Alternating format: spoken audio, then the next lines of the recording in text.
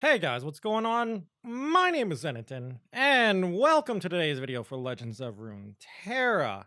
It's gonna be a long one today, but welcome to it anyway, so go get a snack, go get a drink, get ready for a long video. Today we are going to be going through every single new card recently released in the latest set, Rise of the Underworlds? We're gonna be rating every single one. Now, if you've never seen this video, because I've done this type of video for every single set that's released for this game. I go through every single card that's been released that's for this video, and I give it a rating from 0 stars to 5 stars. No half stars. 0 stars is the lowest of the low. That's basically like a meme, unplayable in competitive constructed, while 5 stars is this is a very meta defining card. You're probably going to always play this if you're in this region kind of card. Also, these ratings are purely based on constructed. So while a card may be great in something like Expedition or I don't know, Singleton, or maybe it's good in a deck that's good in Gauntlet but terrible on constructed, we're mostly looking at constructed. Again, real quick, just a note. These are just my personal opinions. There's definitely room for error here. Maybe a card I think is going to be great is going to be bad. Maybe a card I think is bad is actually good. Who knows? There are cards that I've rated 5 stars that turned out to be unplayable, and there are cards that I rated 0 stars that turned out to be so strong they needed a nerf. But yeah, it's been a couple of weeks. I've gotten a decent grasp on the meta. I've been able to play with the cards, so I feel like I'm going to be able to give a good rating of every single card. Also, we'll be going through the cards in alphabetical order. Also, the regions in alphabetical order, starting with Bilgewater. So yeah, I don't think I have much else to say, so let's get right into it and head into Bilgewater. One of the regions that got a lot of cards in New Champions, so we're going to be here for a while. But to start with, we have Bloodbait. Bloodbait is also a lurk card.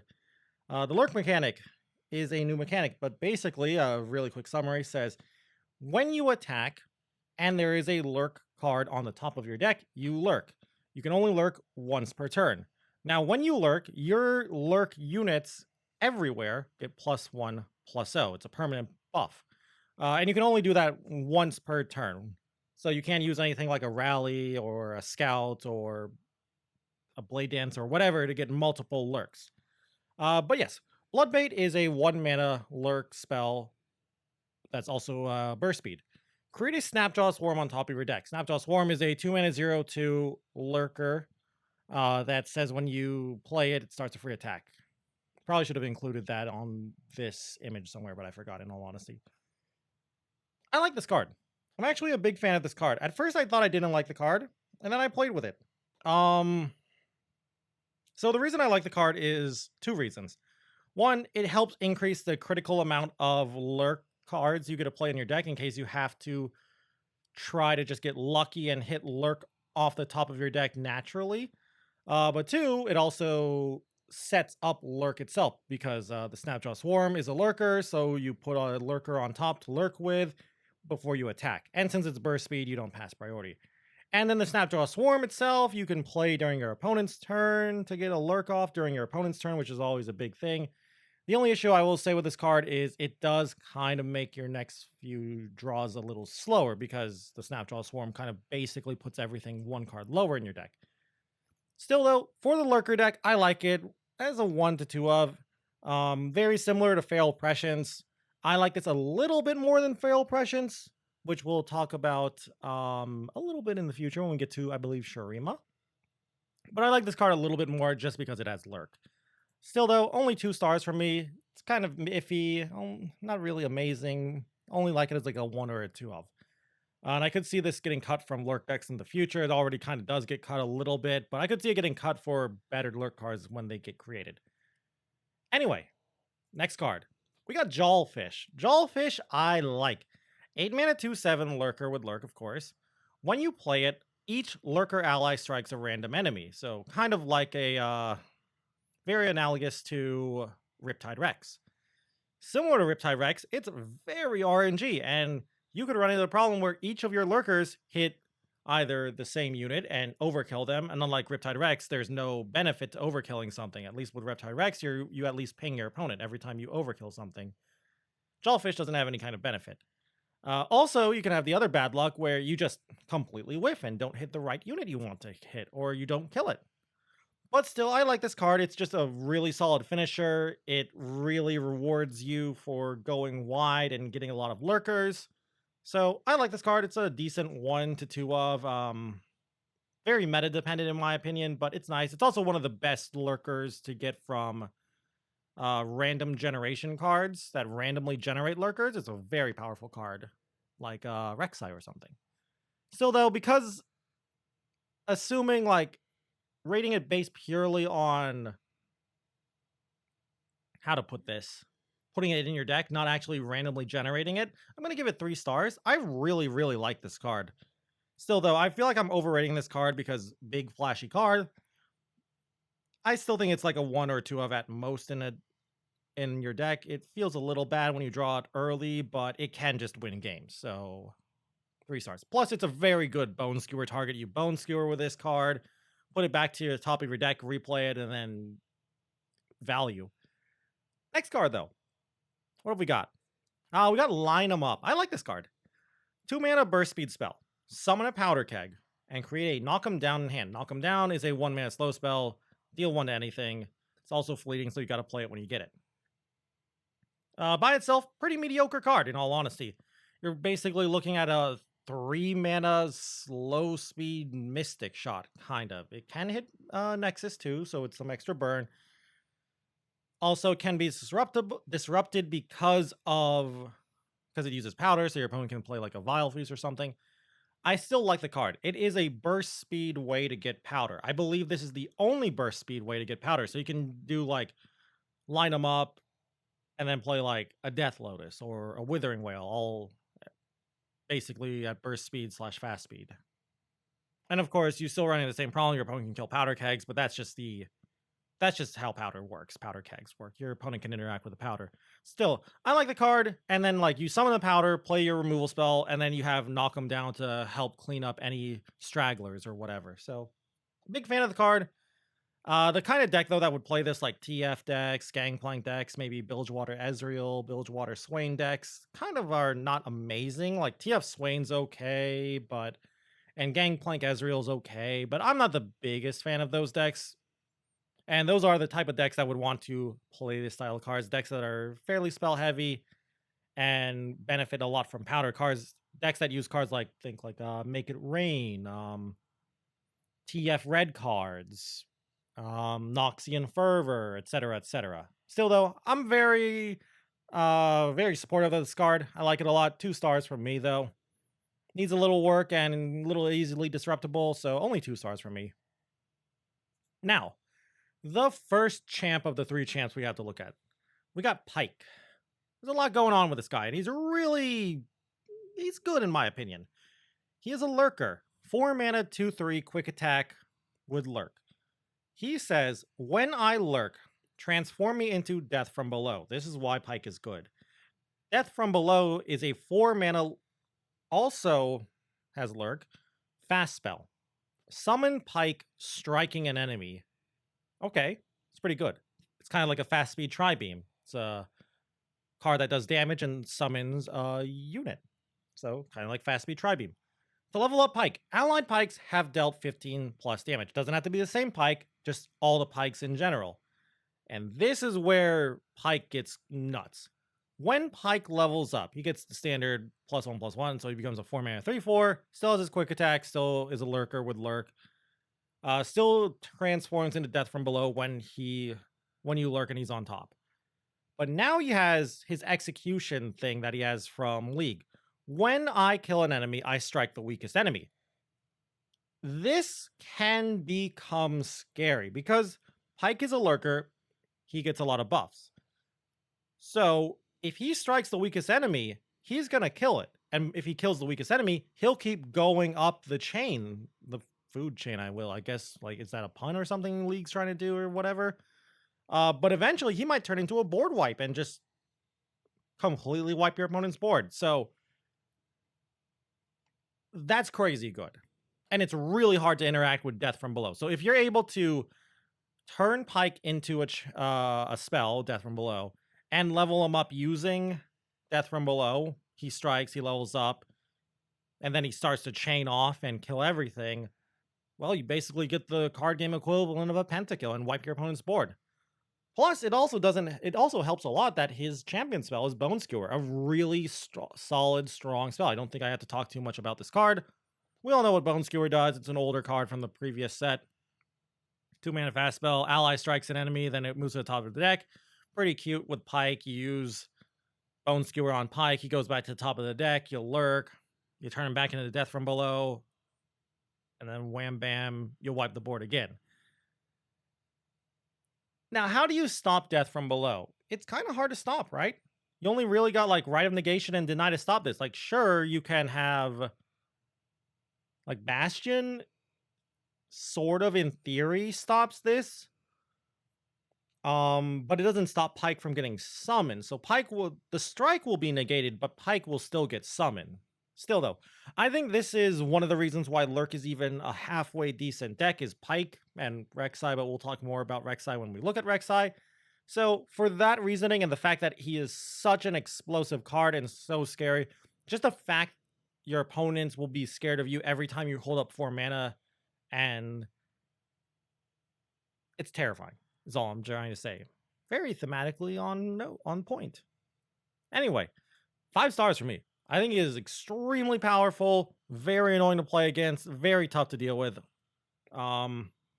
Premium deny target, though, I would say, if you're playing a Ionia control deck or just an Ionia deck in general. Anyway, enough rambling about Pike. What's the next card? Reaver's Row. I don't know about this card. 5 mana landmark. When I count down, summon a random 1-cost follower.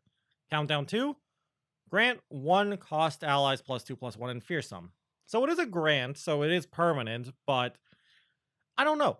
I'm not a big fan of this card. It's obviously going into that like weird 1-drop aggro deck that Riot keeps trying to push, that plays things like maybe Professor Von Yip and that 2-drop that plunders to give your things +1/+0, but I feel like this is obviously meant to be a finisher for that 1-drop style aggro.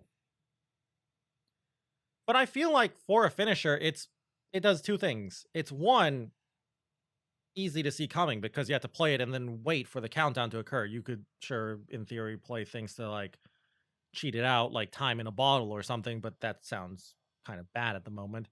And 2, it's really slow. I don't know. I'm just not a big fan of it. Maybe I'm wrong. I'm not a big aggro fan. I don't play aggro that much, but I think this is just too slow for aggro decks. I don't think this is the card to make like 1-drop aggro a real threat. 1-drop aggro had a small playability time back in the Go Hard era because you would see things like Elise TF or Elise Gangplank or whatever, and you would think your opponent is playing Go Hard, and in reality, you were actually a 1-drop aggro deck. So your opponent would mulligan for control, and in reality, you were an aggro deck. And that's the only real way I see 1-drop aggro coming back. And this is not a way to help it. Even if 1-drop aggro was good, I don't think they would play this. So for me, I'm going to give it 1 star. I can see it being played as like a 1 of maybe, but I just am not a fan of it. So, meh.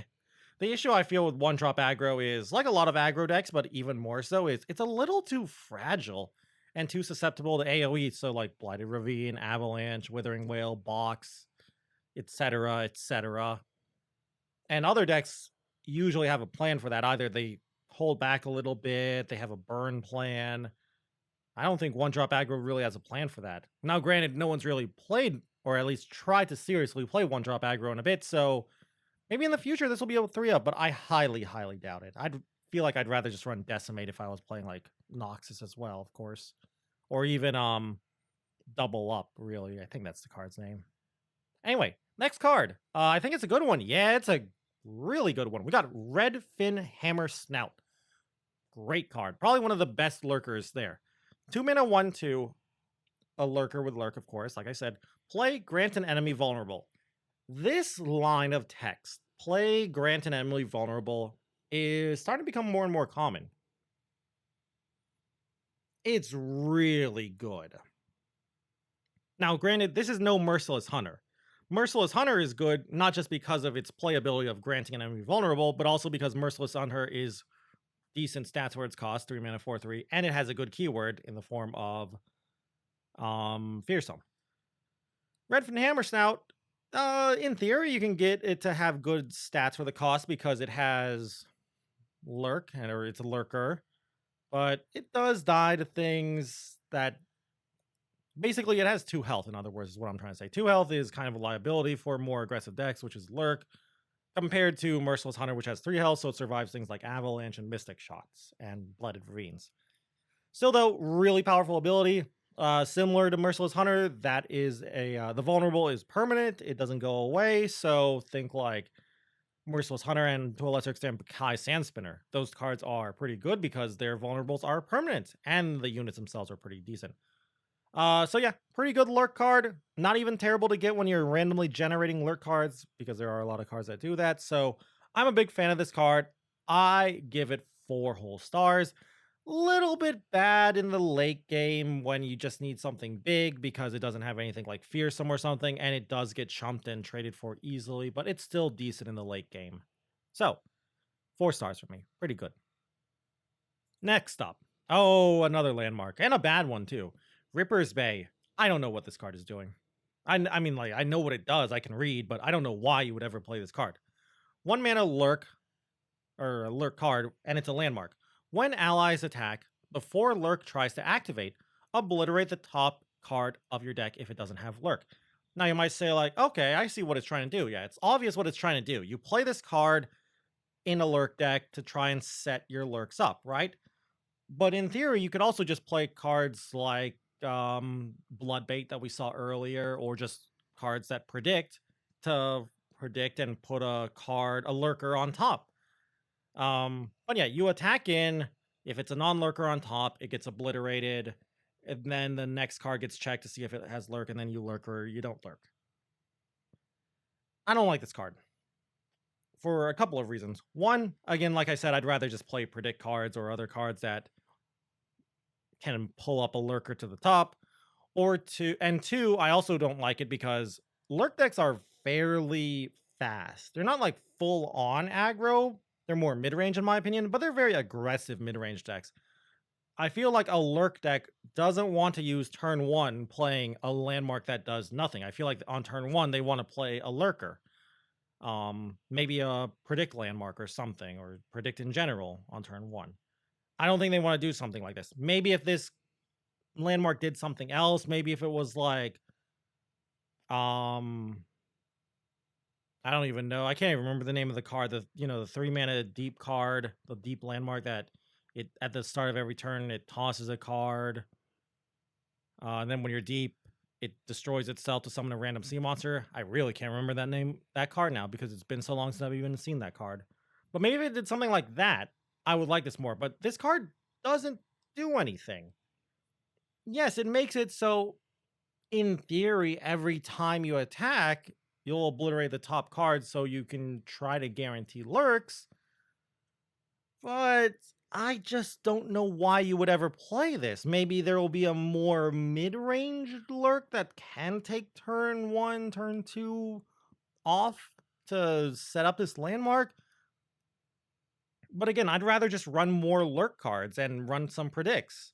Maybe if this card did something else in the late game, like if it would say like, I don't know, if you have like lurked 4 or 5 times in the game, obliterate me to create a random lurker in hand or something. Maybe I would definitely play that card. But as it stands now in the current form, I don't see why you would ever play this card right now. I have no idea like what your reason is. Outside of more casual players, of course, but in like terms of competitiveness, I don't know why you would ever play this in a competitive lurk deck. So for that reason, 0 stars for me. I think it's a meme. I think it's just bad. I don't really know why you would play it ever. Anyway, back to good cards. On the other hand, in terms of 1-drops for lurk, we got Sharkling. Sharkling is a 1 mana 1/2 with lurk. It's also a lurker. Nothing special here. This is exactly fine.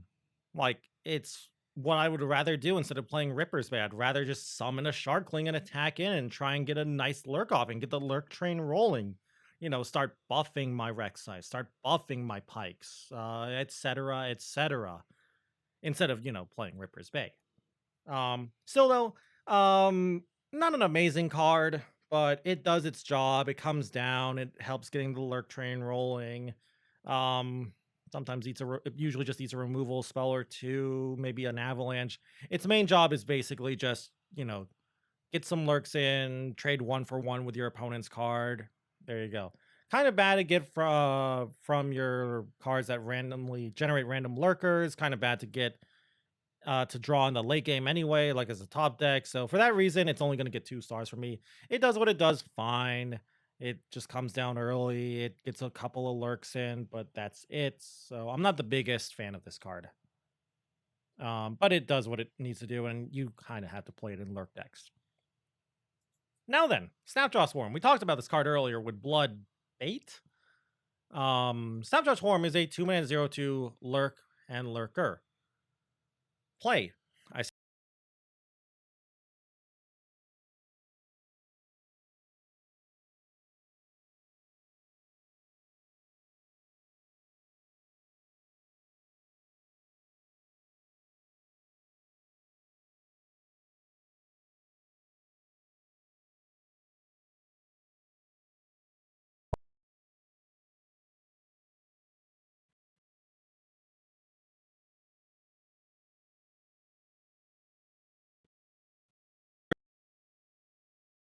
Activation during your opponent's turn when you would think you can't get a lurk activation.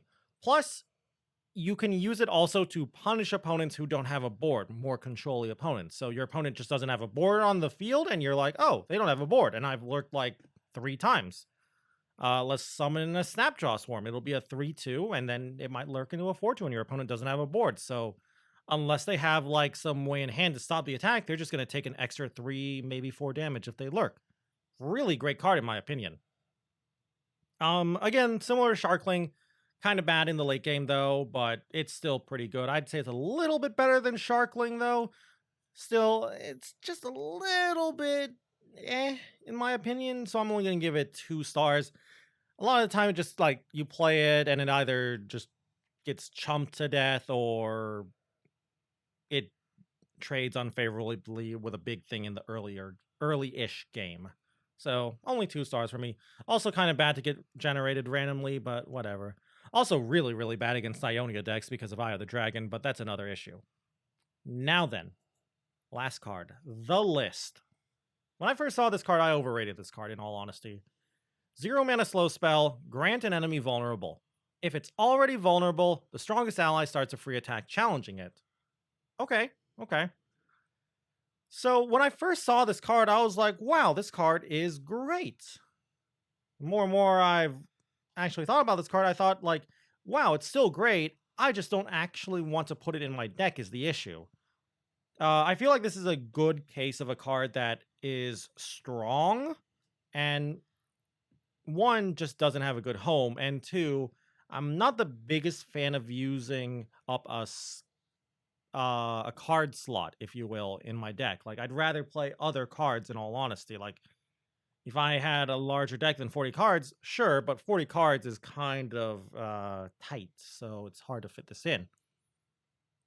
Still, though, I have seen some people try to play this with, like, Merciless Hunter, the Hammer Snout, the Redfin Hammer Snout. It's cute. I've seen some people try to use this with, like, Gangplank Ezreal. I've even seen some people use it with things like J4. I haven't really seen anyone do anything impressive with this. I was really hyped up with this card, but this is one of those cards that I thought was going to be really good, but it turns out to not be as good as I thought it would be. Still, though, I think there is potential here, and I think it is one of those cards that is still waiting to be broken. And I'm going to give this thing 2 stars purely because of potential, in all honesty. And because it is still pretty good, in theory, right?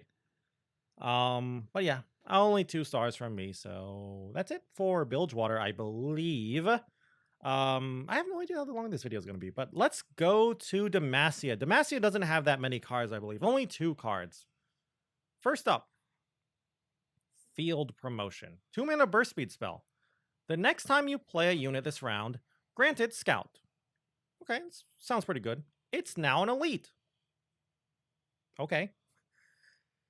I have gone back and forth on this card. I really don't know what to think about this card. I think it's fine. I think it's a solid card. I think this is a good case of a card, again, like I said earlier with the list of strong card that doesn't have a decent home.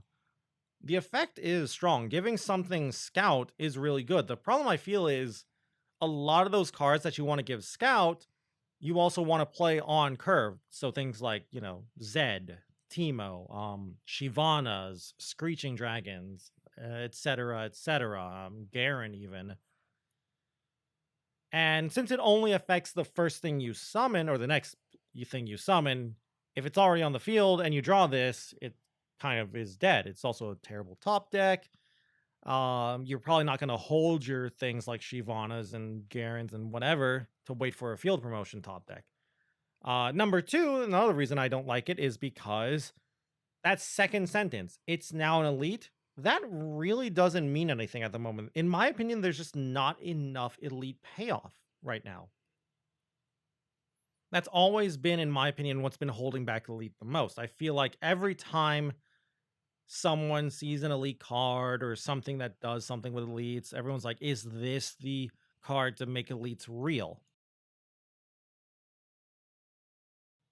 And then the problem is elites don't work out. And my opinion is on that, elites just, you don't have enough of a reason to just be elites over something else like, say, like Ionia, Demacia midrange with like, Shen, or just running other cards, even if you want to stay in Demacia alone, like dragons, or even just non-elites Demacia midrange cards.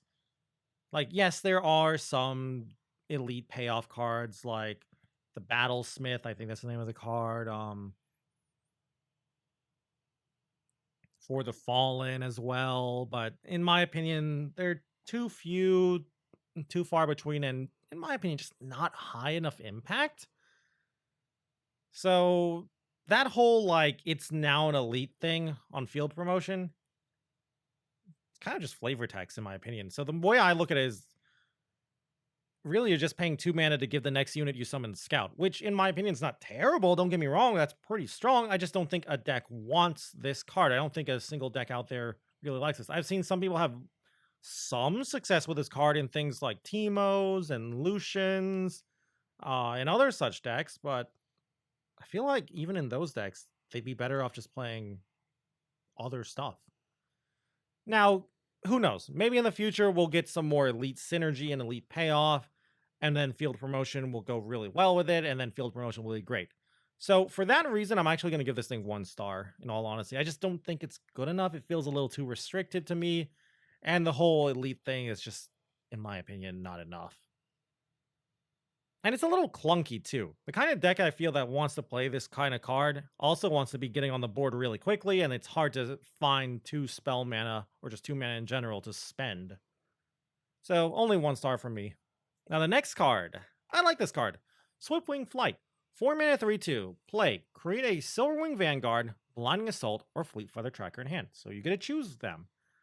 Attack. Give other challenger allies +1/+1 this round. I like that line of or that line of text there. It's pretty cool. Really, really nice, like really nice curve you got there with like Laurent Protege in the Swiftwing Flight. You get like a 3/5 challenger as well. Works really decently with Screeching Dragon, not to mention like other niche challengers or niche situations you can do with this card. So big fan of it. A little small for a 4-drop, but it does create another card for you, so it sort of pseudo draws a card for you. A lot of the time I usually just choose Fleet Feather Tracker because, well, I don't really care about the Scout from Valor, and Silverwing Vanguard's a little expensive. But sometimes I just choose the Vanguard. But yeah, I like the card. Big fan of it. Decent in support decks, so like Lulu decks. okay. It's had okay success in dragons for me. It's decent as a 4-drop. So I like the card. Big fan of it. Does a decent job. 3 stars for me. Not amazing, not terrible. Comes down, usually just trades with something, leaves behind another card for you, either like whatever it is. So it's a good card. Got some nice value to it. Not much to talk about with it though. Not too complex of a card. Next region though. Only 2 cards for Demacia. Next region we got Freljord.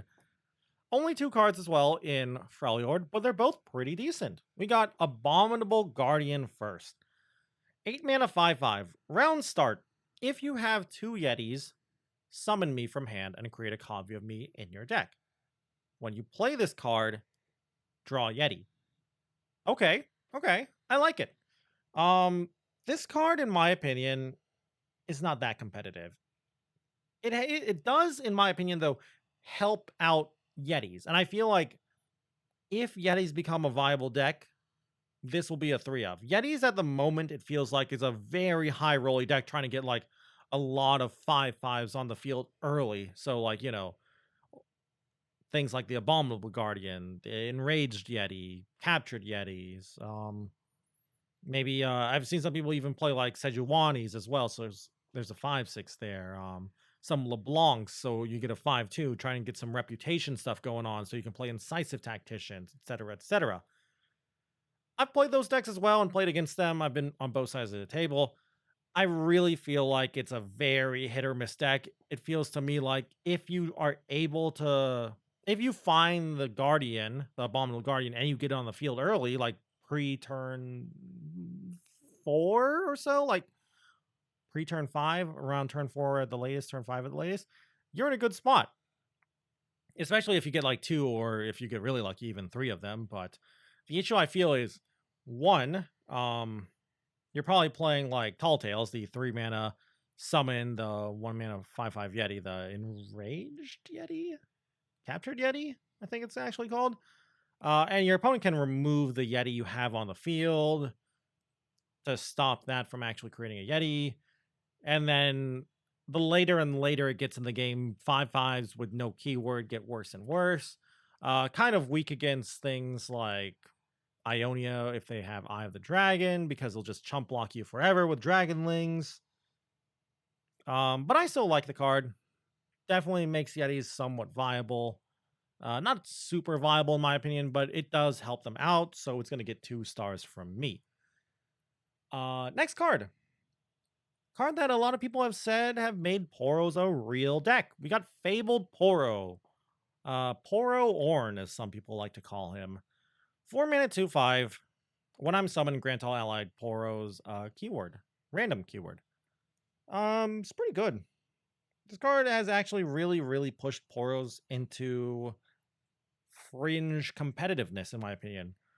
Now, you pair, at the moment, you are pairing Poros with PNZ for the Daring Poro, it's the elusive Poro, and iterative improvements. So, kind of, you're basically just playing a weird, janky-ish elusive deck, but you create so many elusives thanks to actually playing the elusive Poro, the Daring Poro, the Poro Cannon. The Poro Bot could also give you elusive as well. Fabled Poro can give you elusive. You might get a little lucky and get some elusive Poros off of Aurora Borealis. It's a really annoying deck to play against, but it also feels like a deck that can just fall apart. And sometimes you just don't draw your Poro Snacks too as a Poro deck. If you don't draw your Poro Snacks, your deck kind of looks bad. You kind of need to draw at least 1, preferably even 2 or more Poro Snacks as a Poro deck. Still though, Targon's not really that played too, so you can play like Heart of the Fluff, make a really big Poro ball.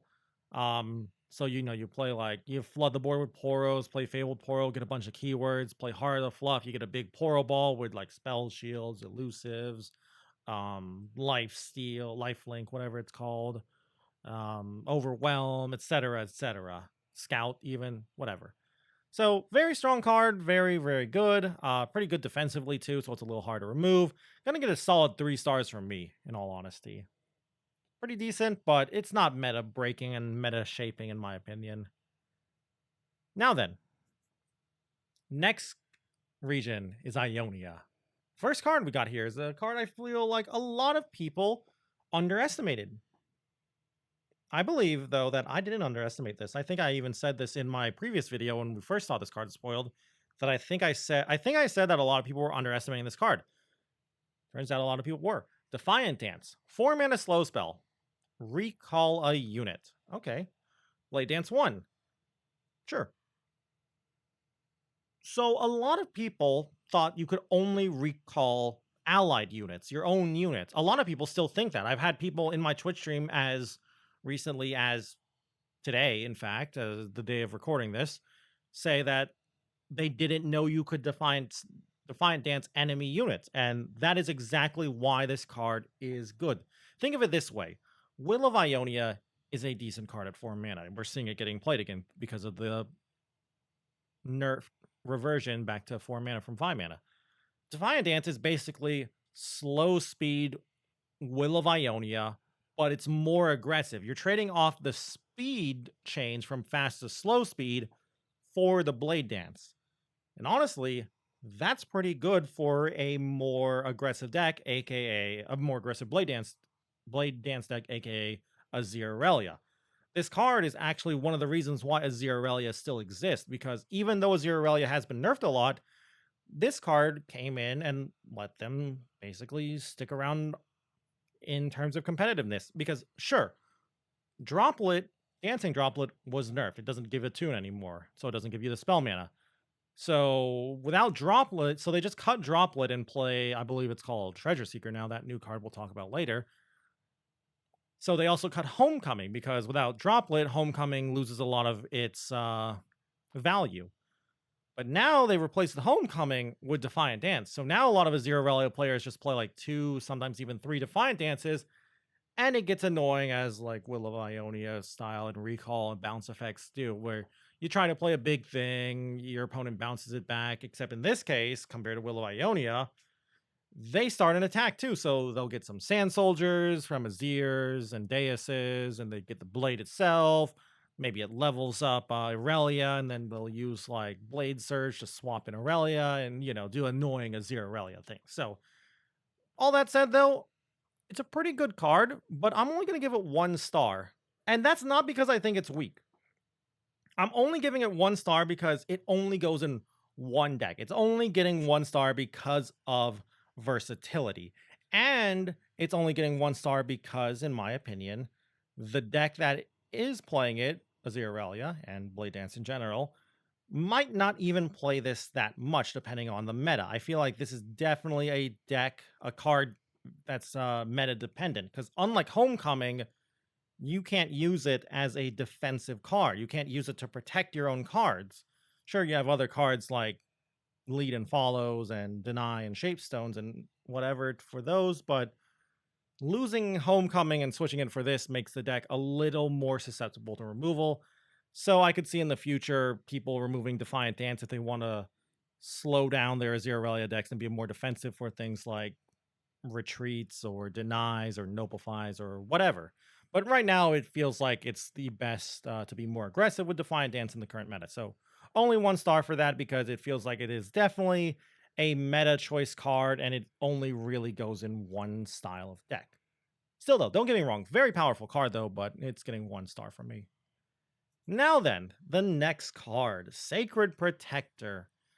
I still have no idea how to rank this card in all honesty and rate this card.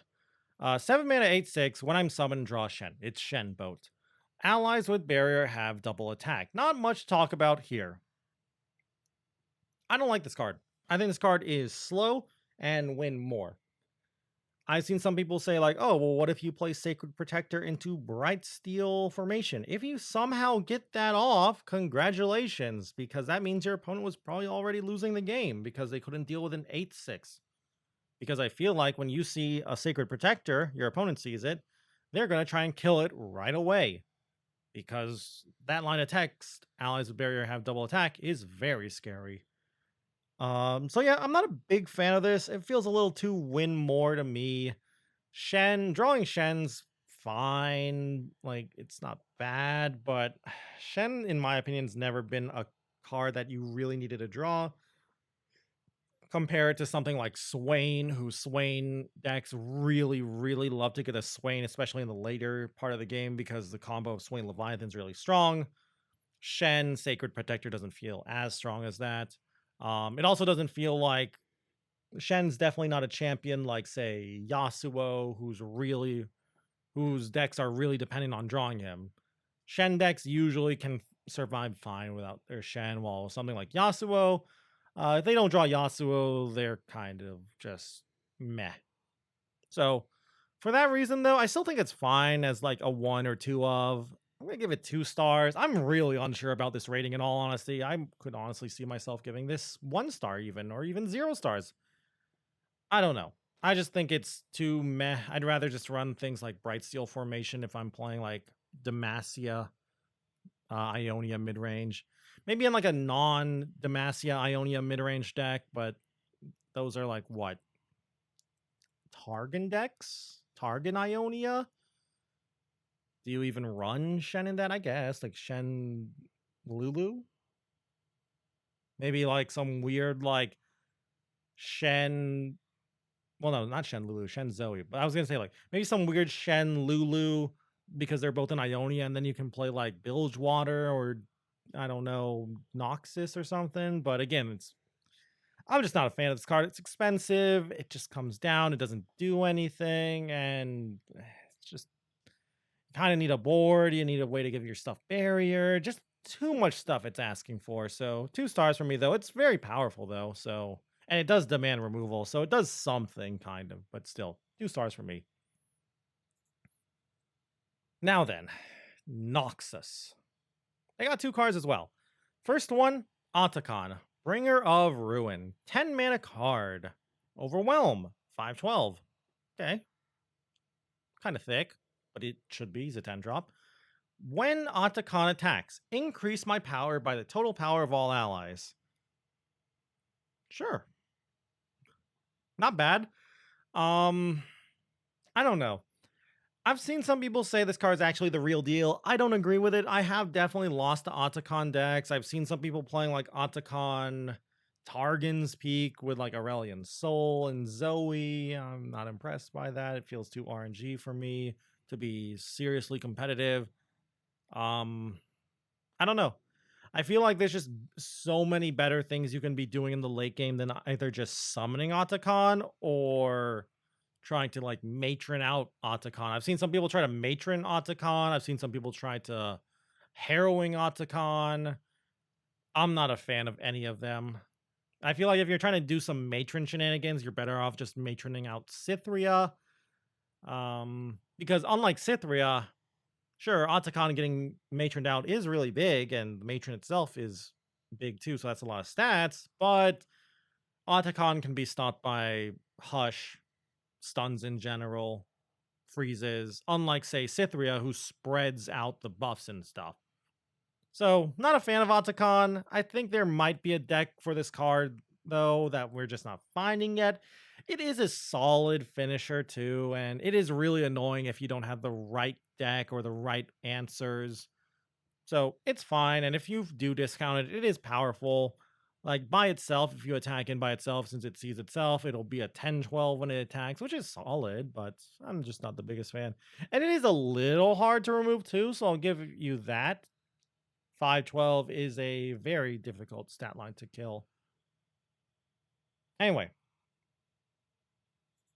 Next card. Thorned Blade. I don't know about this card. I know I've said that about the last few cards, but the last few cards have been a little bit hard to evaluate in my opinion. I don't think Thornblade is good. Don't get me wrong, but I don't think it's unplayable garbage like I've seen some people say. A lot of people say like, "Oh, why don't you play Elixir of Wrath?" I believe that's the name of the card. The 1 mana burst spell that gives +3/0. Thornblade gives +5/0, but it's 4 mana. It's a lot of mana. I think a lot of people look at this wrong, and the reason I feel like you want to play this card is because you're trying to hit a certain amount of attack on your unit, power on your unit. So, you know, like hitting 10 for Rek'Sai or 8 for like Xerxai Collar or something, or using it on like an elusive unit or a overwhelm unit, because sure, it costs 3 whole more mana than Elixir of Wrath, and it only gives +2/+0, but you don't. But eventually, you in the late game, you need higher impact cards, even if they're less mana efficient. Because mana efficiency is not everything. If mana efficiency was everything, cards like Decimate would be bad. But yeah, I feel like this is you should look at this card more like Decimate. It's kind of more of a reach card. You put it on an elusive, you put it on an overwhelm unit, or just an unblocked unit. The other problem I have with this card is I've seen a lot of people say like Elixir of Wrath. I don't like the comparison to Elixir of Wrath. The card I will compare this to is Brothers Bond. 2 mana to give 2 allies +2/+0. That's almost the exact amount of stats, and even better, in my opinion, you're spreading it out. By spreading out the stat buffs, you're kind of hedging your bets against removal, outside of AoE removal, of course, but like you play Thorn Blade on your one elusive unit or whatever, and your opponent plays like Freeze or Hush or Stun or Silence or whatever, you're sad. You play Brothers Bond, your opponent can only like stun one of them, the other one still goes through for damage. You're happy. Plus, unlike Thorn Blade, Brothers Bond is permanent, so that's also nice too, but like, this does give more power for one card, but I'm just not a fan of it. I just don't think it's good enough. But I can see it actually getting played. I just don't think we have the cards in the game yet. I honestly think the way it gets played is, like I said earlier, it will be played with cards that need to hit a certain amount of power very quickly. So again, like I said, Rek'Sai's, Xerxai Callers, etc., etc. So for that reason, I'm only going to give it 1 star, purely because of potential, in all honesty. Still, though, it's decent. Now then, the next region, Piltover and Zaun. We got a lot of cards here because it's one of the regions that got a lot of cards and got a new champion too. And we're going to start off with a pretty decent card, Boom Baboon. 2 mana 3/1. When I'm summoned, create a Flame Chompers in hand. Flame Chompers, yeah, pretty old card. We know what it does already. I don't know about this card. I like the card, but I've gone back and forth on whether this card is good or just mediocre. I don't think it's good for discard aggro. I think discard aggro would rather just play House Spiders, because I feel discard aggro just wants to go wide on the board and spread themselves out really, really quickly for their crowd favorite.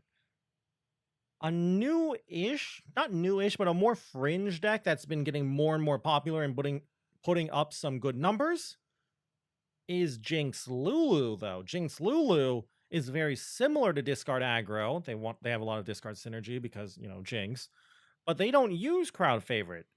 They are trying to use a Flame Chompers plus Lulu. Now, Flame Chompers Lulu, 3 mana 4/4 challenger. 3 mana 4/4, sorry. You summon Lulu, you have a Flame Chompers on the field, you get a 4/4 challenger. I believe Lulu turns things into 4/4s when she hugifies them.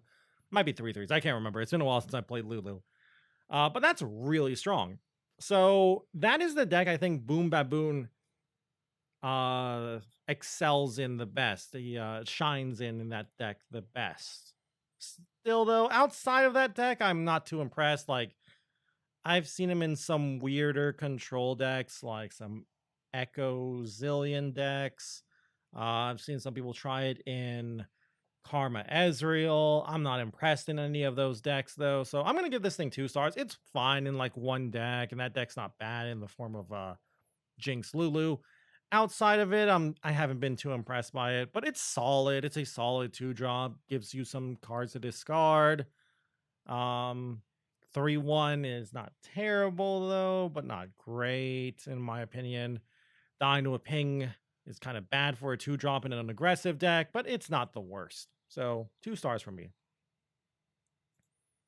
Now then, the next card, called Shot. 2 mana slow spell, draw 1.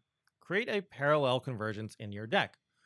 4 mana slow spell, start a free attack with an exact ephemeral copy of each ally. Interesting card, Parallel Convergence. So you're only really playing this card because of Parallel Convergence, because Sure, it is cycling through the deck, but it's not really cycling because it's putting in a card. While it draws a card, it also shuffles in a card into your deck, so it's not really cycling, even though it kind of is. I feel like the issue I have with this card is Parallel Convergence is powerful, don't get me wrong. It's just too much. It's just too much mana, right? Like 4 mana is a lot of mana. And I don't know. I feel like there's probably some kind of weird combo out there, but I just can't see it. And the kind of cards that I would like this card with, is basically a Nivea, um, just don't pair well with P and Z is the issue I have with this card.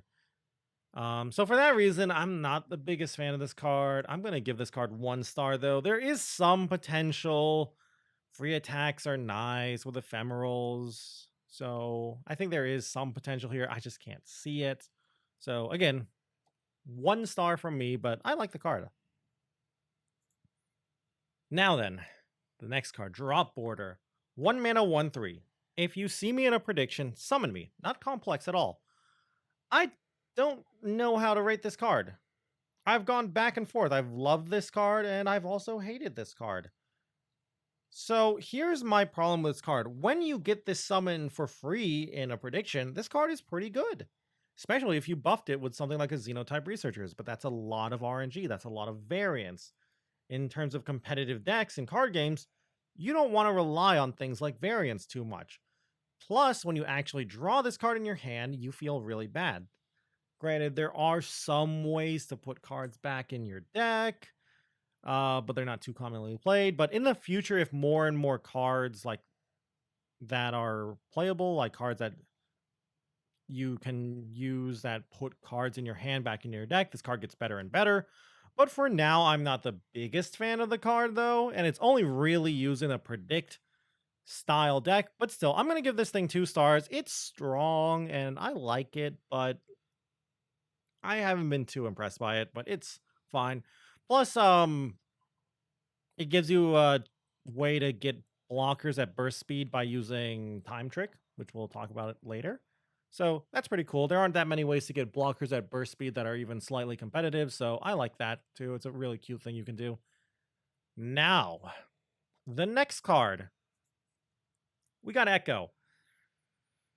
Oh boy, Echo. 4 mana, 5/5. 4 mana, 4/2. There's a lot to unpack with you, Echo.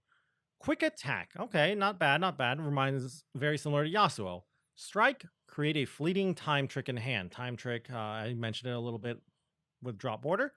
2 mana burst speed spell, predict, then draw 1. To level up Echo, you have to have predicted 5 times. When he levels up, you create 3 Chrono Breaks and put them in your deck. What are Chrono Breaks? Chrono Breaks are basically your win con for Echo decks. They are 3 mana slow speed spells, revive all allies that died this round, then rally. So at their worst, they are Relentless Pursuit. But obviously, you want to get some value by attacking in or doing blocks, having things die, and then Chrono Breaking to bring everything back, which is pretty sweet. And then if you want to, you can keep doing more and more value, getting more and more time tricking some more, Chrono Breaking some more. You can use some cards in the game right now to create more and more copies of Chrono Break. There's a lot of cute things you can do. But what does Echo do when he levels up? 4 mana, 5/3, quick attack. Okay. +1/+1. He keeps his keyword. Now when he strikes, he still creates the time trick, and it's still fleeting, but now it costs 0. So honestly, not a big change when he levels up. The biggest thing about his level up is you get the Chrono Break, and while this sounds inconsequential, but the +1 health is really important. Not dying to Mystic Shot, not dying to Avalanche is huge. So I think it's fine. I like Echo. Echo is one of my favorite cards in this expansion. I just don't think he's good. Also, quick note, his champion spell is called Shot. That's another reason why, in my opinion, he's not that great. His champion spell's a little lackluster. But he is a fun card, very fun to play. I think he just needs like a slight buff or something. The other issue I have with Echo is he is kind of locked into being paired with Shurima because just PNZ alone, in my opinion, is not enough predicts to reliably level him up quickly, and you kind of really want to level him up quickly. I've tried him with Ionia, I've tried him with Shadow Isles, I've tried him with Targon. It just doesn't work. You kind of need to play him in Shurima for other predicts. And the problem with that is between PNZ and Shurima, you don't really have healing. There's a couple of healing cards in Shurima. There's no healing cards in PNZ, and the healing cards in Shurima are kind of bad. You have like Devoted Council, and there's the Ruin Path or something. It's like 2 mana slow speed, draw 1 if you slayed that turn, also drain 2, something like that. So little lackluster in healing. I feel like Echo is a card that needs a slight buff and just needs more and more predict cards in either PNZ alone or other regions that are not Shurima for him to work. Because I do feel like other regions can make Echo work well if they had some predict, or if PNZ had more predict as well. But for now, because Echo's kind of limited and locked into getting paired with Shurima, because without Shurima, he doesn't really have enough cards to level up reliably, I'm only gonna give him 4 stars. I might be underestimating him, but I don't. I like the card, but I just don't think there's enough going on. He's very powerful, and he's a win con all on his own. He's just a little too fragile, and he's just a little too limited in that he kind of needs Shurima. Anyway, that's enough of Echo. Let's go to one of my favorite cards in this set, Fallen Feline. 1 mana 2/1. When I'm summoned, create a Hexite Crystal in the bottom 10 cards of your deck. Hexite Crystal is a 2 mana fast speed spell. If you see me in a prediction, draw me. Deal 2 to enemies and the enemy nexus. I love this card.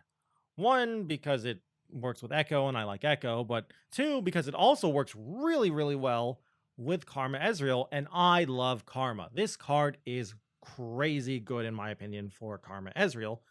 I've seen some people not play it with Karma Ezreal. I think you should play this as a 3-of in Karma Ezreal decks. And the reason for that is because while in Karma Ezreal, the only card you can play that has Predict is Time Trick, you also have Deep Meditation. Deep Meditation can draw the Hexite Crystal because it just draws spells anyway. So it doesn't matter if it's in the bottom 10 of the deck because of, well, Deep Meditation. So I'm a really big fan of this. And plus, when you have a leveled up Karma, and then you play a single Deep Meditation, you draw 4 spells, you draw the Hexite Crystal, you play Hexite Crystal, deal 4 to everything on your opponent's side of the board. That's usually a board wipe. You've pretty much stabilized the game from there, unless you die to some burn next, but ignore that. Also, the stat line of the cat itself, it's fine. A 1 mana 2/1 is fairly good defensively. Probably going to trade for a 1, maybe even a 2 drop against your aggro opponents. It's pretty decent. Kind of annoying too against more mid-range and even control decks too. It's just going to come down, start pecking you and pecking your opponent's health. And also, of course, Hexite Crystal. You can always high roll the Hexite Crystal if you play the cat and then you play like Time Trick and then you just high roll and find a Hexite Crystal early. That can just auto win some matchups like Lurk or something. So for that, 4 stars. The only thing, in my opinion, keeping this guy from being 5 stars is the fact that the cat kind of, in my opinion, sucks the later and later it gets. I feel like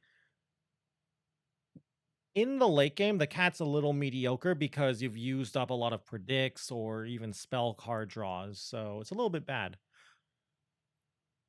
But it's not terrible. So it's fine. 4 stars for me.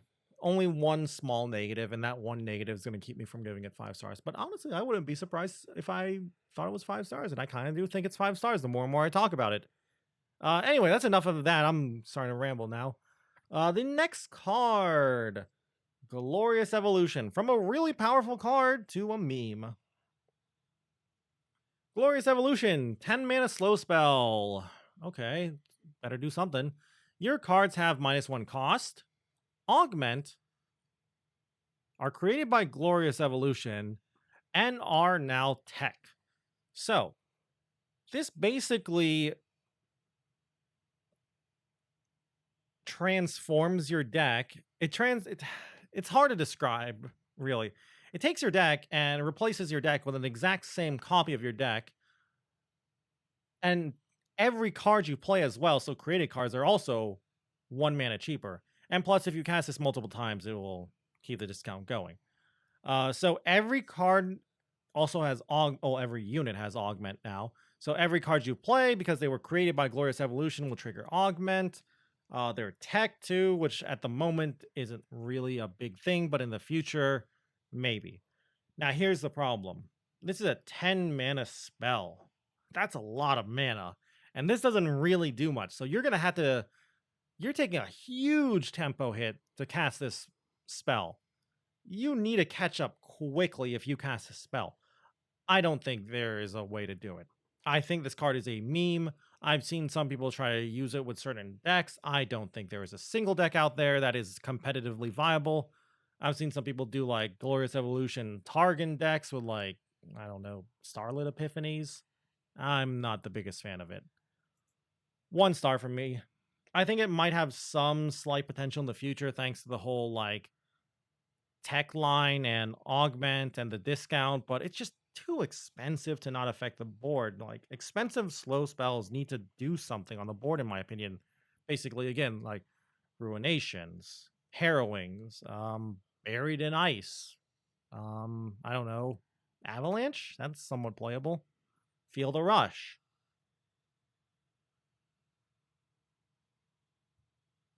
This card, not really doing that. But again, maybe in the future. And the discount is strong, and it is cute to like have a level up karma and play Glorious Evolution, but don't try to do that. That's a meme. Anyway, the next card, Practical Perfectionist. 3 mana 4/2. Play. Predict. Create 3 copies of the chosen card in your deck. I like this card. Little bit, the stat line's a little meh, in my opinion. I would have preferred this to be a 3/3 and more defensive, but I like the card.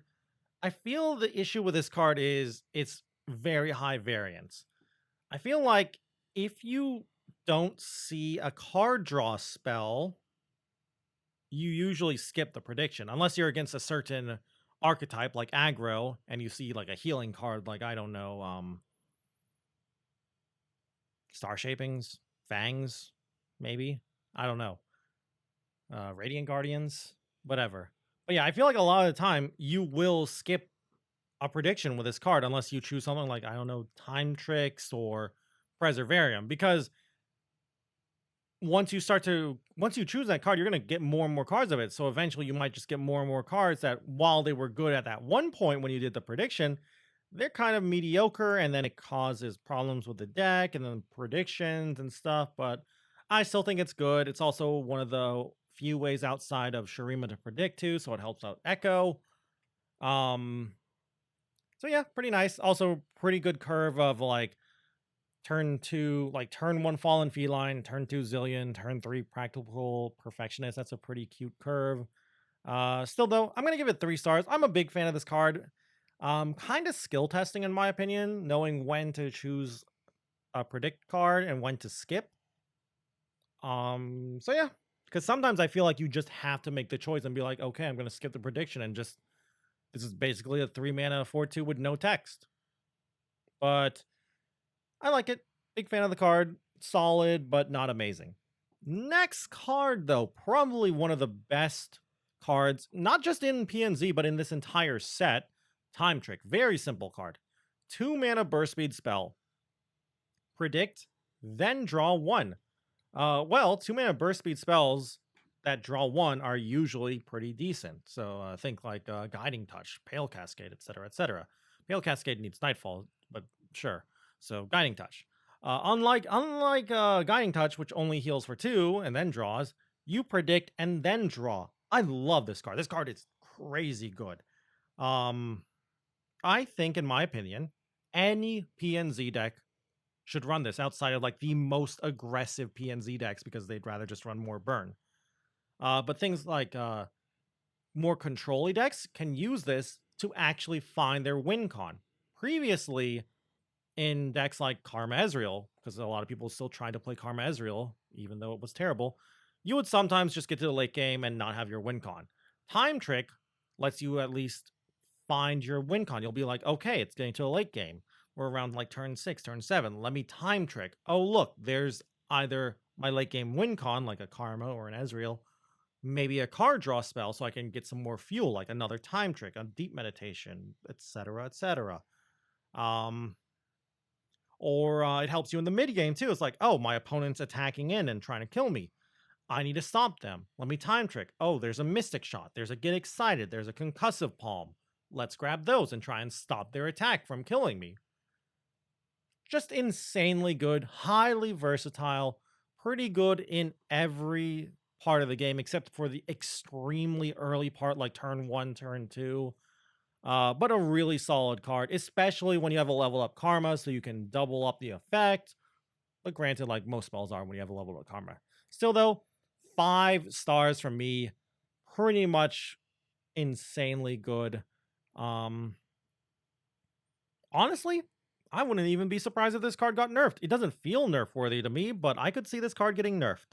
But for now, I don't think it needs a nerf. It feels solid, good, and just a really powerful card, but not nerf worthy in my opinion. But again, it's so strong. I wouldn't be surprised if this card got nerfed in the future because it's just that good. I don't know how they would nerf it though. 3 mana, this card would be kind of bad, but whatever. Anyway, next card, we got Time Winder. Time Winder is a fast spell for 2 mana. To play it, you also have to discard 1. Deal 1 to the enemy or the enemy nexus, or to an enemy or the enemy nexus, and then deal 1 to another. It's literally just Static Shock, but instead of drawing 1 and costing 4 mana, you have to discard 1 and it costs 2 mana. Interesting.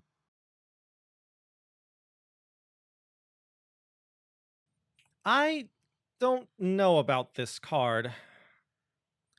So my issue with this card I've always had, every time I've tried it, is I've thought to myself, I'd rather just be playing Static Shock.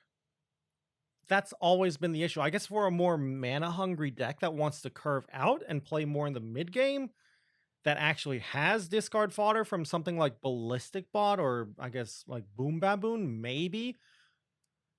But I'm not too crazy about that. I guess it does also help level up Ezreal, similar to Static Shock, but I feel like if you're playing an Ezreal deck, you'd rather just play Static Shock anyway because you want to keep getting cards in your hand and going on with that.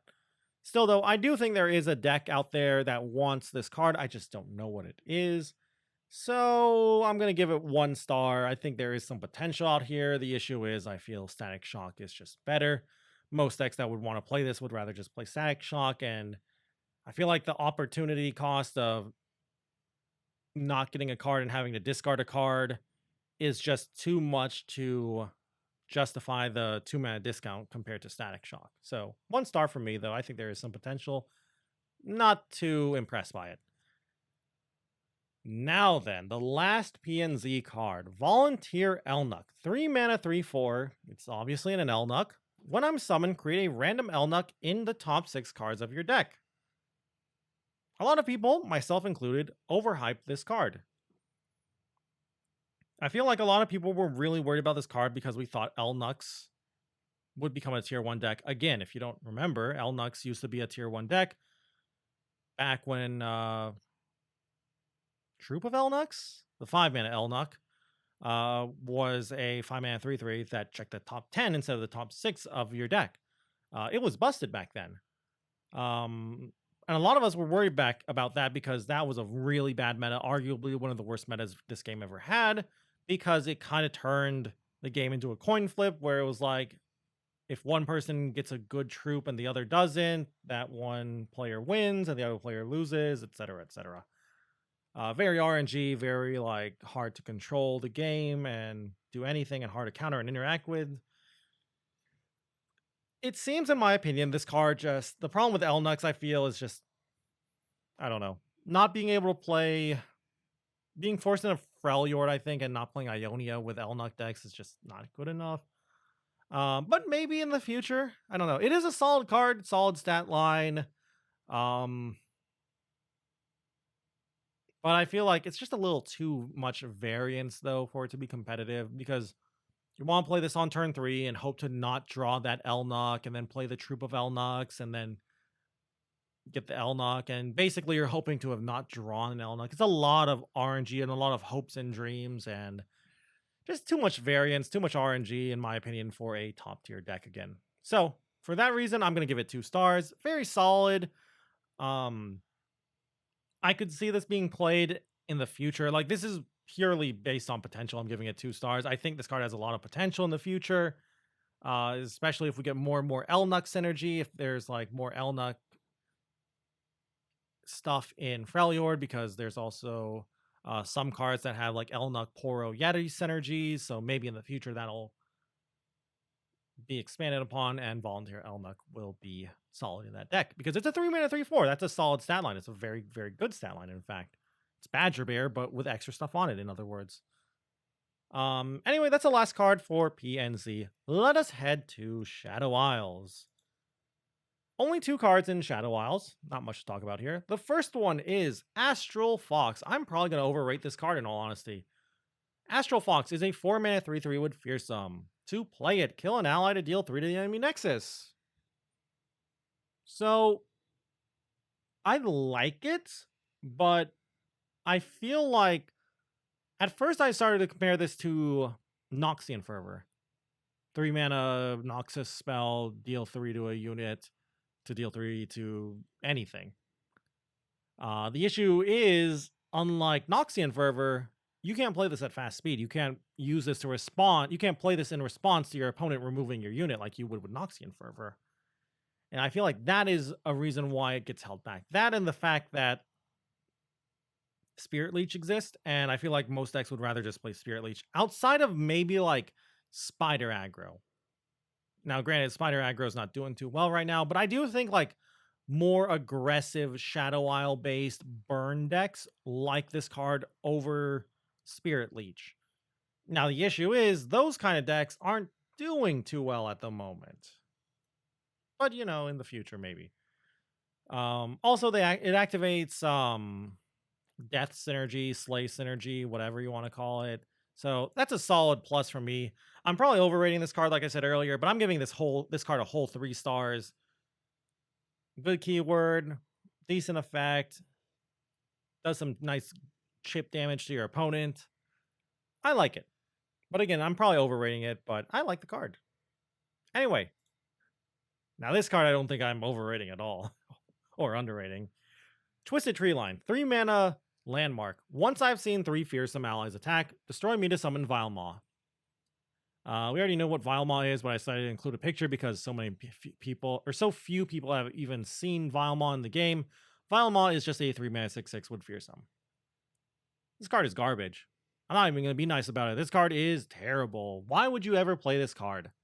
The kind of deck that is wanting to play this card doesn't want to play a 3-mana landmark that does nothing when you play it. They would rather just keep developing the board. I feel like for an aggressive deck that wants to play this card, they would rather just summon another unit or push in more damage. I feel like turns 2, 3, and 4 for aggressive decks are the most important turns for them, where they're trying to push in as much damage as possible. Meanwhile, you play Twisted Treeline, you do nothing. And you might say like, oh, well, maybe you can attack in first and then play the Treeline to get like an open attack off. I feel like if you're playing Treeline, you'll want to play it first and then attack in, because you want to have the Treeline see those fearsomes attacking in, which sounds bad because you're passing priority to your opponent. They can then play some blockers, etc., and then you cry because they play some really good blockers. I just think this card is garbage. I don't know why you would ever play this card. It's a whole meme, in my opinion. Not even I guess like it's like a Talia meme, basically. I don't think it's good. So 0 stars for me. I don't think any deck wants this. No aggro deck, no mid-range deck, nothing wants this. Maybe a mid-range deck, but even then it's kind of meh, in my opinion. But yeah, the only way I can see this being played is maybe some cute Talia landmark cloning kind of meme. But I feel like at that point, you'd rather just play Turbo Thralls. Now then, the next region, Targon, my favorite region. Well, my second favorite region behind Ionia. But Targon, we got 2 cards for Targon. Neither of which is insanely good, but the first one, Heavens Aligned, is at least somewhat playable in my opinion. 1 mana focus spell. Daybreak. Create a random Nightfall card in hand. Nightfall. Create a random Daybreak in hand. Okay, kind of a little like sun and moon thing going on. Very cute. I like the card. My problem I have with the card is similar to the list from Bilgewater. While I like the card, I just don't feel it is worth a slot in a deck. I've tried it. It's kind of cute with Leona. It's also kind of cute with Ravoon because you know how if you play if you have a Ravoon on the field and then you play another card and then you're activating Nightfall and then you play Heaven's Align, you'll get both the Daybreak and the Nightfall. Similar to Eclipse Dragon, so you'll technically get 2 cards from this card instead of only 1. That's really cute, but I'm just not the biggest fan. It's also kind of cute because it's a cheap Nightfall activator, which is nice, but I just don't think it does enough for a card slot in the deck. I don't think there's enough Daybreak and Nightfall synergy in the game at the moment. Daybreak and Nightfall, Leona and Diana are kind of mediocre at the moment too, in my opinion. And the other reason I'm not a big fan of the card is variance again. Sometimes you hit a really good card like an Eclipse Dragon. Sometimes you roll really low and hit like, I don't know, Eye of Raharok or Solari Soldier. Eye of Raharok's not that bad of a roll, but hitting Solari Soldier in the mid to late game is kind of bad. So, for that reason, I'm going to give it 2 stars. I think it's still fine. It's still solid, and focus speed ways to activate Leona is kind of cute, but I'm not the biggest fan. Now then, the second card, Starlit Epiphany. 3 mana burst speed spell. Invoke. If you have a celestial ally, replace your deck with 20 copies of Behold the Infinite. So this card is a meme. I don't think anyone would argue that this card is a meme. Some people have said like, oh, you can use it as like anti-mill from Maokai and Watcher. Sure. Like, okay, but there's better ways to stop those kind of decks than playing this card, which is just bad against every other deck anyway.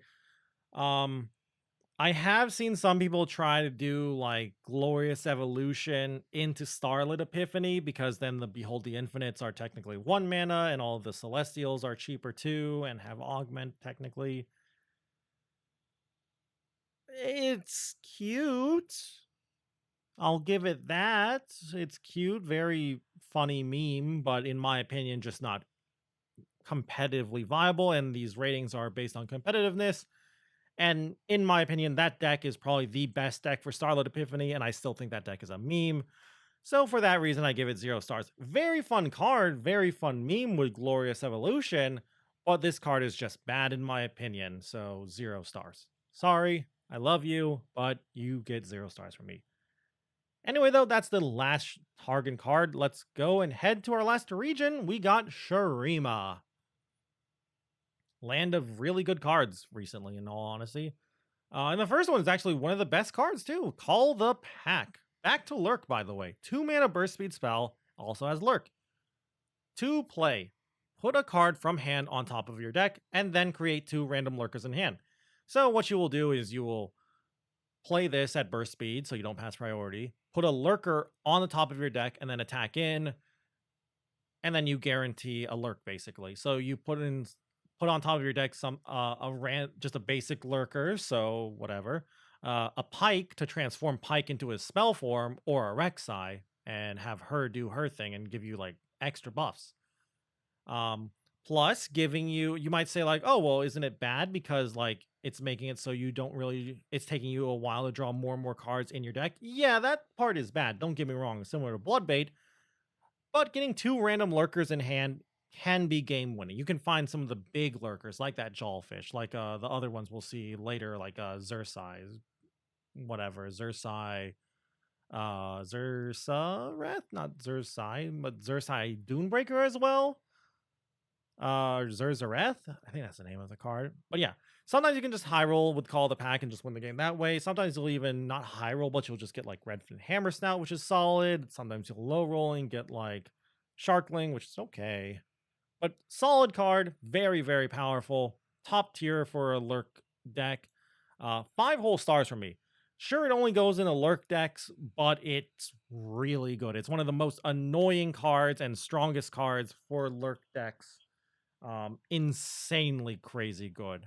Um, Reminds me of 2 mana Stalking Shadows, helps set up what they want to do. Stalking Shadows would activate Nightfall for the Nightfall decks. This activates Lurk for the Lurk decks. Stalking Shadows gives extra fuel because of the draw. This gives extra fuel because of the 2 random lurkers. Very nutty. Honestly, could even see a nerf, in my opinion, to 3 mana. But I don't know if it needs it or not. Anyway, the next card, Careful Preparation. 3 mana burst speed spell. To play, place a card from your hand into your deck. Then you predict, and then you create an exact copy of the chosen card in hand. So, this is the card I was alluding to when I was talking about drop border earlier. So, if you drew your drop border in your hand, you would play Careful Preparation, putting the drop border back into the deck, and then you would use this to predict and hopefully find whatever you want to find, like whether it's like Mystic Shots or Echoes or whatever else you're playing. The issue with this card is while it's powerful, it's very, very strong, very high value, is really slow. Like, and it's insanely slow. I mean, like 3 mana. Sure, it's a burst speed spell too, but 3 mana to basically not affect the board. That's a lot of commitment and a huge tempo loss in the early and mid game. But I'm a big fan of this card. It always feels like it's just 1 mana too much though, but I like it. I feel like this card will see more and more play as metas slow down. So in slower metas, I think this card is good. It's definitely a meta card in my opinion. Um, and if we get more cards like Drop Border that don't want to be in your hand but want to be in the deck, this gets even better. 2 stars from me. So very, very solid card. But only 2 stars from me though. It's just a little too slow, very meta dependent. Now then, this card. I have gone back and forth on this card. Feral Prescience. Very simple card. 0 mana burst speed spell. Predict. Not much to talk about here. The issue I have with this card is, so obviously what you're trying to do with this card is you will use it to predict, put a lurker on top, and then attack in with your lurkers. So it's meant to guarantee a lurk. Outside of lurkers, I think this card is unplayable. Maybe in the future with like a very heavy spell synergy deck, sure, but even then I think it's a little dubious at best. The problem I have with this card is that Bloodbait in Bilgewater does a similar thing. Bloodbait sure costs 1 more mana, but it's also a burst speed spell, and it also sets up a lurk. Now, Feral Prescience, unlike Bloodbait, doesn't have lurk itself, so you're basically playing less and less lurks. Now, I'm not sure exactly how many lurkers or lurk cards that lurk decks want to have in their hand or in their deck, but they want a lot. Like I feel like they want at least like 30 cards in their deck to be lurk cards, and this not having lurk in my opinion is really what holds it back. If it had lurk, this card would be really nuts in my opinion, but without lurk though, I'm only going to give it 1 star. If it had lurk, I would probably bump it up to 3 stars in all honesty, because it would be crazy good. Like it's still playable in lurk decks, in my opinion, without lurk. But if it had lurk, it would be nuts because it's just fine. Now, of course, there's also what's it called? Bloodbait. That's the card I was thinking of. My mind drew a blank there. But yeah, it's because of Bloodbait, I'm giving this a little bit lower of a rating than I probably should, because Bloodbait is a good substitute for this card and what it's trying to do, which is guarantee lurks. Anyway, the last champion, we got Rek'Sai, a lurk card. 3 mana, 3/6, lurk, and she's also a lurker, of course. When she lurks or attacks, grant lurker allies everywhere +1/+0. So, you lurk, you get +1/+0 normally because, lurkers, and then you get another +1/+0 because of Rek'Sai herself. And then at the end of the round, she gets placed into your deck. That's a terrible negative. Now, to level up Rek'Sai, she has to attack with 10 power. So people have been playing all kinds of things like Shape Stoned and Renekton's champ spell, which I can never remember the name of, to try and level her up really quickly at burst speed. Now, when Rek'Sai levels up, she no longer has that round end getting placed back into the deck. But when she levels up, she also gets overwhelmed. So she'll be really big because of all the lurks and stuff, and she'll have overwhelmed. So that's really scary. But when she levels up, create 3 random lurkers in hand. That's really scary. We know one of the reasons Call of the Pack is so good is because of the creating 2 random lurkers in hand. Rek'Sai does the same thing, and she's big. So she puts a clock on you when she levels up. She gives your opponent more fuel, and if they high roll and get like Zerzareth or Jawfish or something, that's really scary. And she, whenever she attacks too, well, she gives the everyone +1/+0, and then you get the potential lurk as well. Also, her champion spell is called the Pack as well, which, well, we talked about just a few minutes ago, is an insanely good spell. Rek'Sai is great. Now, here's the issue. Rek'Sai only goes in lurk. Now, Pyke also, in theory, only goes in lurk, but Pyke, I feel like, has potential outside of lurk. Not much, but some. Rek'Sai, though, I think only can be played in lurk. But in theory, I guess you could say, like, well, you can play it in, like, a Noxus deck and play, like, Thornblade. Yeah, sure. The only issue, though, so the reason I'm going to give Rek'Sai the rating I'm going to give her is, in my opinion, it's easy to stop her. Stop her from leveling. Basically, you either, before combat happens, you either stun her with, like, Concussive Palm, you silence her with Hush, or you just kill her. Which, that's a little tough to do because she's a 3-drop, but things like Arachnoid Sentry, Concussive Palm, just to stun her, Hush to silence her, Solari Sunhawk, I guess, too, to stun her as well, Leona, Crescent Strikes, all really, really mess up Rek'Sai. So for that, I'm only going to give her 4 stars. Honestly, though, like, I might be tempted to give her a whole 5 stars. I think she's really, really good. I think Rek'Sai and Pyke are the only reasons that lurk decks are actually a thing.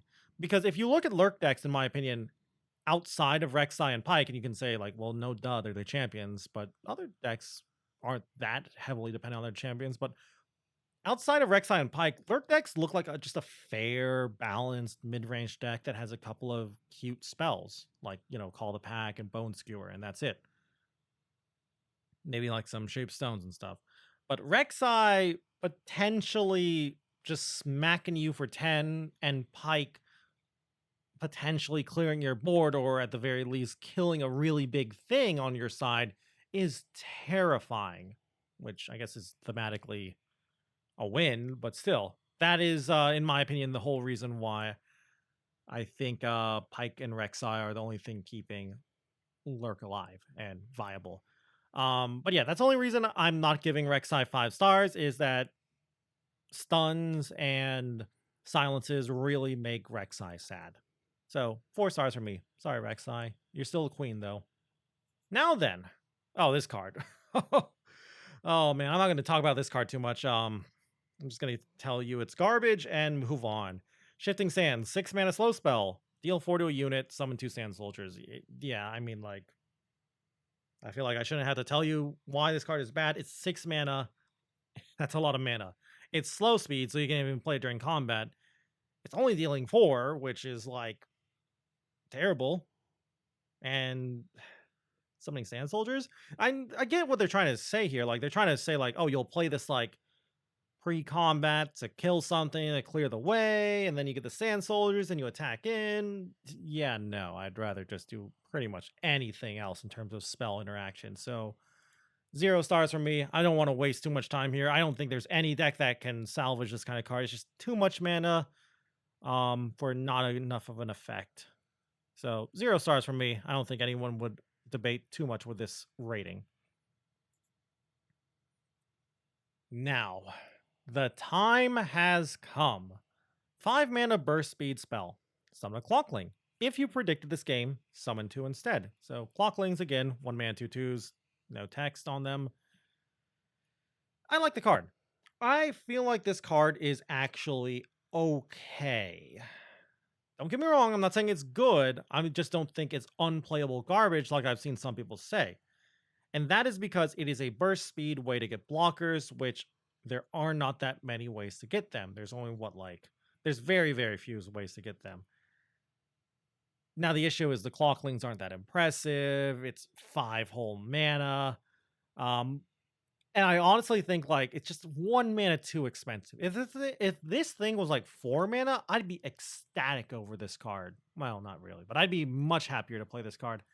I've tried this card as a 1 or a 2 of in Echo decks, like Echo Zilean decks, and I've been mostly disappointed, but not terribly disappointed.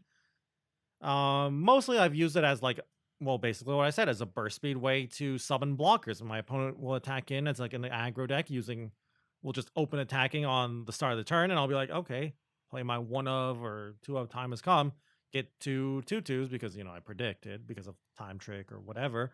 And then I'll have 2 2/2s and I'll just block and get the most value out of my blocks. And it's great.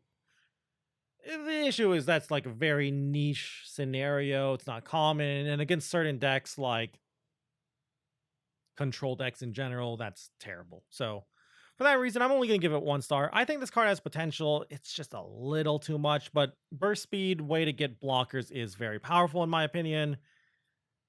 So in the right deck and in the right meta, maybe as a tech card, I can see it getting played more and more. But for now, I'm just meh on it. Now, this card, Treasure Seeker. I'm probably underrating this card in all honesty. I think this card is great. Treasure Seeker is a 2 mana. 1 mana 2/1, and when she is summoned, she creates a Waking Sands in hand. Waking Sands is the 2 mana 2 mana slow spell that's summoned to Sandstone Charger. Sandstone Chargers are the 2 mana 5/2s.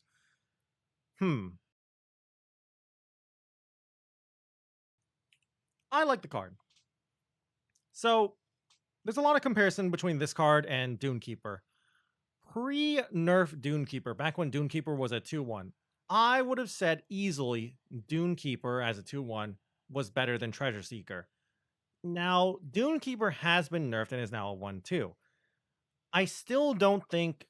Now, granted, Dunekeeper as a 1/2 is much worse than Dunekeeper as a 2/1. I don't think there is... Between Treasure Seeker and Dunekeeper as a 1/2, I don't think there is one that is objectively better than the other.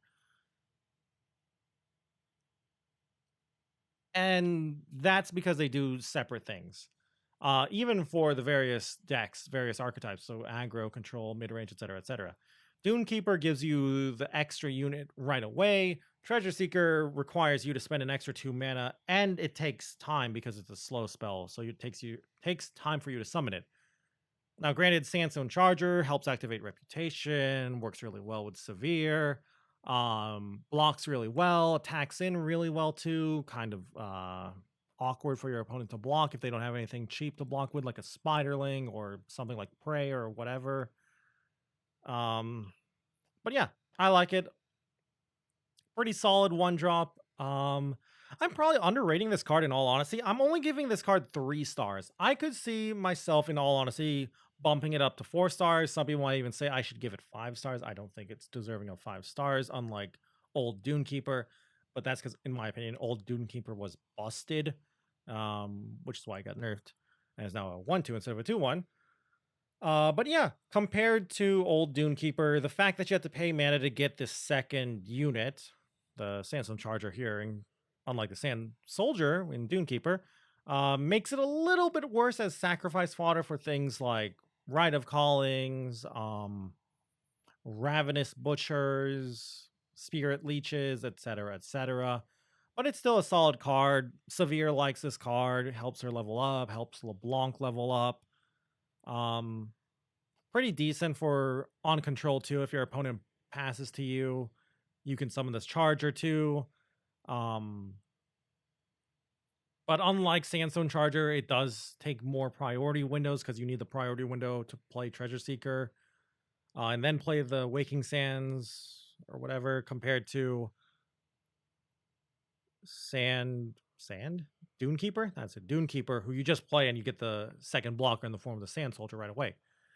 Still, though, very powerful card. Pretty much, probably one of the most played Shurima cards at the moment, but just a little bit mediocre. Kind of mediocre in the late game too, but whatever. I've seen some people argue it's better than Sand Soldier in the late game. Sand Soldier, Dune Keeper, sorry. I would agree it's better than current Dune Keeper in the late game, but compared to the old Dune Keeper when he was a 2-1, I would have preferred old Dune Keeper in the late game compared to this card.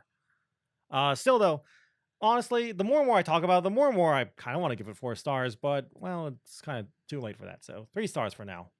Now then, the next card, another Lurk card. We got Xersai Collar, 3 mana, 2/3, Lurk, play, predict. It's fine. It's not too complex. It's a 3 of in Lurk decks. That's it. There's not too much to talk about here. You play it, you put a lurker on top of your deck, you attack in, guarantee the lurk, maybe even it's a pike on top, etc., etc. It's not, again, not much to talk about here. It's a solid card for lurk. Outside of that, you just play the 2 mana 2/3 Chronomancer if you want this kind of effect. So, fine card. Okay, solid in lurk. It's gonna get 3 stars. It's a fairly good card. Really good on curve on 3. Pretty decent in the late game because you can find like pikes, you can find Rek'Sais, you can find big stuff in general like Jawfish anyway. So solid card. So, but yeah, not much to talk about there. Next card. Oh, speaking about big lurkers, Xersai Dunebreaker, 6 mana 3/6, Overwhelm. It's also a lurker, of course. I'm not the biggest fan of this card, but I know some people really like this card as one of their big mid-range win con finishers for their lurk decks. I like the other one, the other big one, Zerzareth, which we'll talk about in the future. But I know some people like to play this as a 1 to 2 of. In my lurk deck, I play this as a 1 of. It's also a really good lurk to get randomly from Rek'Sai and Call the Pack. Very annoying to deal with. 6 health is a lot of health too. It's a 6 drop though, but it's a little expensive. But it's a very strong card, very annoying to deal with. Very hard to block too because of the Overwhelm. So 2 whole stars for me. The only reason I'm not giving this more stars is I just feel there's other mid to late game cards you'd rather be playing than this card. But it's still solid as a 1 to 2 of if you want a little extra late game power in your lurk deck. And it only goes in lurk decks too, is another reason it's only getting 2 stars. Now then, the next card. The other 1-drop for lurk decks besides Sharkling, Xersai Hatchling. 1 mana 1/1 with Fearsome. This card is really annoying. Not much to talk about here. Very simple card. You just play this as well to really, along with Sharkling, to just get on the board quickly, start attacking in as soon as possible, getting those lurks in. If you have both this and a Sharkling in your hand, you might have to think a little bit before you decide which one to play. Basically, you're thinking to yourself, do you think your opponent has a 1 mana ping like Thermogenic Beams or Go Hards? If you think they do, then you play Sharkling. If you think they have a unit but no ping, then you'll play Xersai Hatchling because very few 1-drops are able to block the Xersai Hatchling. I think there's only maybe like one, like that Bloodthirsty Marauder thing, the 1 mana 3/1 in Shurima, I think is the only thing that can block this actually. But yeah, very solid card. Similar to House Spider, just extremely annoying 1-drop. Terrible card though to get in the late game from your Call the Packs and your Rek'Sais, basically like Sharkling is, but it does its job. It comes down early, very similar to Sharkling. It gets your lurks in. It's annoying for your opponents to deal with unless you're playing things like Vile Feast and Withering Whales or Go Hards or pings in general, like Static Shock. So very annoying.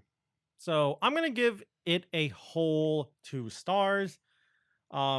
Terrible in the late game, though. You kind of once you've drawn one, maybe two, you don't want to see any more ever for the rest of the game because, well, it's terrible in the late game, but really good in the early game. So only 2 stars from me, though. It does its job, it does it fine, and it works.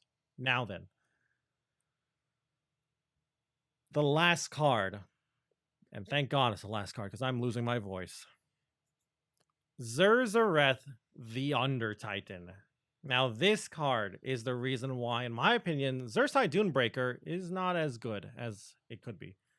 Zerzareth the Undertitan, 5 mana, 2/6 lurk. That's all on paper. But if you attack and it has 8+ power, it gets Fearsome, Overwhelm, and Spell Shield. That's terrifying. You are going to have a hard time dealing with Zerzareth the Undertitan. And here's the thing. Most of the time, the first Zerzareth you're going to see against Lurk is just going to be like a 5/6 or something. It's not going to, in other words, have the Fearsome, Overwhelm, and Spell Shield, so it's probably going to just get chumped. But the issue is, it's really tough to kill. Unlike, say, Rek'Sai, who goes back to the deck at the end if she doesn't level up, Zerzareth is just going to stick on the board and stay there, and if your opponent gets a second attack in with Zerzareth, they're probably going to have it, pseudo-leveled up. Basically, they're probably going to have it at 8 attack with a second attack, which is probably on going to be like turn 7, attack on 7, 8, depending on if they're on even or odd attacks. This card is terrifying. Pretty good card, too, to get from Call the Pack and Rek'Sai as well. Good random lurker. Overall, scary card. So, what do you think I'm going to give it? I'm going to give it a whole 3 stars. I think this is definitely a 3 of in most lurk decks. I've seen some people play none of these. I think it's a mistake. I think you should at least play 2 at the minimum. I've seen people do like 2-2 splits, like 2 Zerzareths, 2 Xersai Dunebreakers. In my lurk deck, I do 3 Zerzareths and 1 Xersai Dunebreaker, which I just like more because I like Zerzareth. But yeah, this card and Xersai Dunebreaker are basically extra win cons for the lurk deck alongside, well, Pike and Rek'Sai. So, great card. Pretty good. A little expensive, though. Could be a little clunky is the issue. Only reason it's not getting all the way up to 5 stars.